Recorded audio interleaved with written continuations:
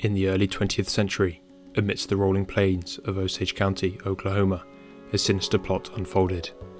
The Osage Nation, blessed with vast oil wealth beneath their ancestral land, became targets of a chilling conspiracy. Wealthy Osage families were systematically targeted for their fortune, falling prey to a string of murders that sent shockwaves through the tight-knit community. As the death toll rose, fear gripped the Osage, their once idyllic existence shattered by the spectre of violence lurking in their midst. The killers struck with impunity, employing poison, shootings, and other nefarious methods to silence their victims and claim their riches. Amidst the chaos, whispers of corruption and collusion swirled, casting a pall over the pursuit of justice. Law enforcement, riddled with incompetence and complicity, struggled to stem the tide of the bloodshed. Yet, amid the darkness, a glimmer of hope emerged. The newly formed Federal Bureau of Investigation, led by J. Edgar Hoover, embarked on a quest for truth amidst the tangled web of deceit and betrayal. The Osage murders, a chilling tale of greed, betrayal, and injustice, serve as a haunting reminder of the depths to which humanity can sink in pursuit of power and wealth.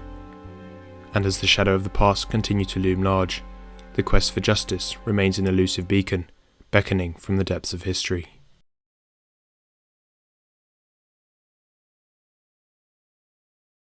Context. Driven from their lands in Kansas, the Osage had bought a swath of northeast Oklahoma in the early 1870s. The rocky, barren reservation promised to yield little, with the exception of their desire to be left alone, until the discovery of one of the largest oil deposits in the United States below the surface. The Osage had shrewdly retained the rights to any mineral discoveries, and oil barons such as J. Paul Getty, Harry St. Clair, and Frank Phillips paid grand sums for leases at outdoor auctions held under the boughs of a vast tree dubbed the $1 Million Elm. Each member of the Osage tribe received quarterly royalty payments for their head rights, and as the years progressed, so did the number of digits on their checks, growing into the hundreds, then the thousands of dollars. In 1923 alone, the 2,000 tribe members collectively received $30 million, the equivalent of $400 million today. The Osage became the richest people per capita in the world. They lived in mansions and had chauffeured cars. They had servants, many of whom were white, images which belie long-standing stereotypes of Native Americans that trace back to the first contact with whites. However, it was because the Osage reservation was awash with oil that it soon became soaked in blood. Even the Osage's blessings turned out to be cursed, however. The great wealth lured not only desperados, bootleggers, and criminals, but fantastic jealousy as well. The Osage Indians are becoming so rich that something will have to be done about it, reported Harper's Monthly. And so, in March 1921, Congress created a system under which guardians, generally prominent white citizens, were appointed by a court to manage the funds of Osage persons who were found to be incompetent, a designation that in practice usually meant that the individual in question was a full-blooded Osage, as opposed to a competent mixed-race member of the tribe. In order to maintain tribal control, shares of the money could not be sold by the Osage to white settlers, but they could be inherited. That loophole proved the genesis of a calculated, cold-blooded plot to gain inheritance rights from tribe members before killing them. In some instances, white settlers even married their marks to legally become the next of kin before murdering their spouses. The system was rooted in racism, and all under the pretense of enlightenment that the Osage needed protection, leading to an entire criminal enterprise that had been sanctioned by the US government.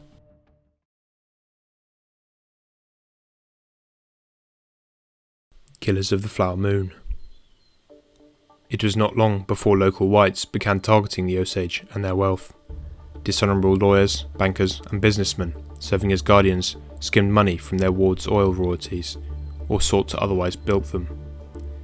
William K. Hale, a prominent cattle rancher, businessman, and self-styled King of the Osage Hills, masterminded one of the deadliest schemes. Because the 1906 Act allowed non-Osage people to inherit head rights, Hale urged his nephew, Ernest Burkhart, to marry Molly Kyle, a full-blooded Elote. One by one, in the early 1920s, Molly Burkhart's family members turned up dead. Her sister Anna had been discovered in a ravine in May 1921 with a bullet wound to the back of her head. Following the shooting of a cousin, less than 2 years later, Molly's sister Rita and her husband were killed when an explosion reduced their house to kindling. Molly suspected poison was to blame for the unexplained ailment that killed her mother, and in retrospect, even the wasting illness that had killed a third sister, Minnie, in 1918 seems suspicious. With all her family members now dead, their head rights now belonged to Kyle. If she died, Hale's nephew stood to inherit them all, each one worth several $1 million. It wasn't just Molly's family that was being methodically killed on Oklahoma's Osage Nation reservation in that decade. More than 24 members of the Osage tribe had been shot, stabbed, beaten, and bombed in one of the bloodiest crime sprees in American history. Investigators who probed the case too deeply also had a propensity for turning up dead. One attorney with information on the case was thrown off a speeding train, while the body of Barney McBride, a wealthy white oil man who agreed to go to Washington, D.C. to ask federal authorities to investigate the murders, was found stripped, beaten, and stabbed more than 20 times in a Maryland culvert, in what the Washington Post called the most brutal in crime annals in the district. As was eventually discovered, William K. Hale and his nephew, Ernest Burkhart, along with John Ramsey, Kelsey Morrison, and other accomplices, had been systematically murdering Molly Burkhart's family. Burkhart's family members were not the only ones killed by Hale, his accomplices, and other conspirators, however, with estimates of the number of Osage persons who were murdered varying, but generally ranging from about 24 to more than 60 during 1921 to 1926, a time called the Reign of Terror. Such fear gripped the Osage community that many refused to leave their homes at night. Tribal appeals to local lawmen, medical examiners, and judges for help were largely ignored. Hale had either bribed or intimidated these officials to create a network of corruption that reached the state level. He even ordered the murder of a few honest white men who tried to stop the killings.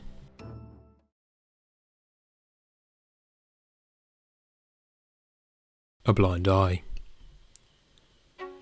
As the body count rose in the early 1920s, the Osage saw no action from local and state law enforcement personnel. There was a tremendous amount of corruption in Osage County. The power structure was able to buy off lawmen, and in some cases, lawmen were directly complicit or turned a blind eye. The tribe sent representatives to Washington, where they appealed for help from President Calvin Coolidge, and then directly from the relatively new Bureau of Investigation, later to be renamed the FBI, seeking a high-profile success to erase the Bureau's stained reputation for its role in another oil corruption scheme, the Teapot Dome scandal. Newly appointed Director J. Edgar Hoover sent investigators to Oklahoma. It was during this formative period for the Bureau that Hoover's true colours were revealed, however. All the seeds of his character were portrayed: paranoia, ambition, and manipulation, as he was very insecure in his career at the time. Initially, the case started horribly for the Bureau, as they badly bungled the case. They released an outlaw named Blackie Thompson, hoping he would work as an undercover informant, but instead he robbed banks and killed a police officer. At one point, Hoover wanted to get out of it and turn it back to the state, but after the scandal, he didn't have a choice. Hoover instead turned the case over to Tom White, an experienced investigator who lived in the saddle. The former Texas Ranger put together an undercover team that included a Native American agent. They worked quickly and methodically as White pursued the case, when many people believed the people they were pursuing were untouchable because they were white and the victims were Native Americans. A breakthrough finally came in May 1926 when Morrison, a petty criminal, confessed he had been hired by Hale to murder Anna Brown. He also implicated Hale and Burkhart in the killing of Rita and William Smith, who died in a bombing of their home. White was also able to crack the murders of Molly Burkhart's family, uncovering the insidious conspiracy by the local cattle baron, William Hale.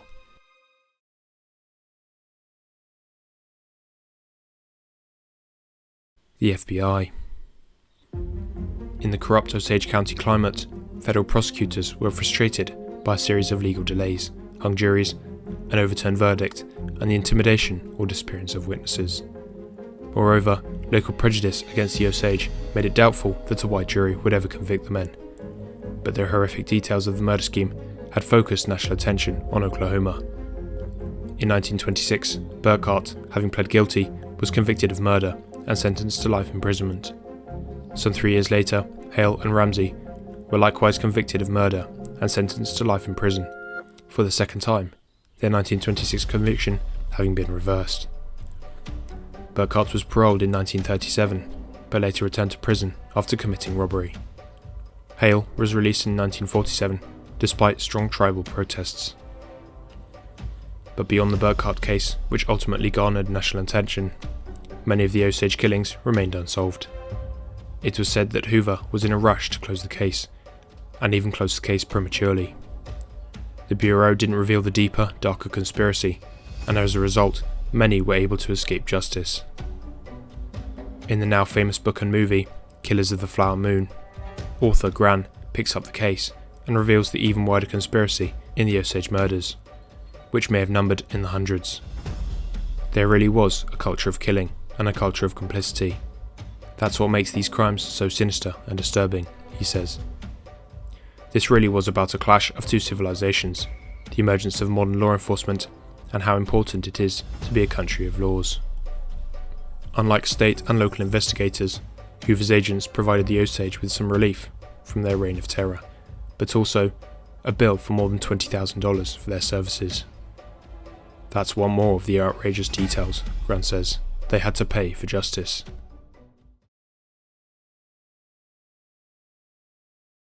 Trial, charges, and aftermath. In the aftermath of the trials surrounding the Osage murders, the Osage Nation faced profound challenges in rebuilding their shattered community and seeking justice for the victims. While some perpetrators were convicted and sentenced for their crimes, many others evaded punishment due to corruption, bias, and systematic failures in the justice system. This is shown no more than in the fact that despite the limited justice that was eventually brought to the Osage County officials sought revenge against Pyle for his role in bringing the murders to light. Fearing for his life, Pyle and his wife fled to Arizona, where he again served as an officer of the law. He died there in 1942. To prevent another reign of terror, Congress amended the 1906 Act to forbid any non-Osage from inheriting head rights of tribal members possessing more than one half Osage blood. The publicity and successful prosecution of the cases also helped to create a reconstituted FBI under Hoover's direction. In Osage County today, the descendants of both the victims and their killers will struggle with the difficult legacy of the murders and the partial justice that was rendered by the state's legal system. Additionally, the Osage murders brought national attention to the issues of indigenous rights, sovereignty, and justice in the United States. The case sparked conversations about systemic racism, exploitation, and the need for meaningful reforms to protect marginalized communities. Thank you for watching this video. If you enjoyed it, then please give it a like. And for more amazing tales and thrilling stories, don't forget to subscribe to Uncovered Secrets. Also, hit the bell icon to stay notified for every release.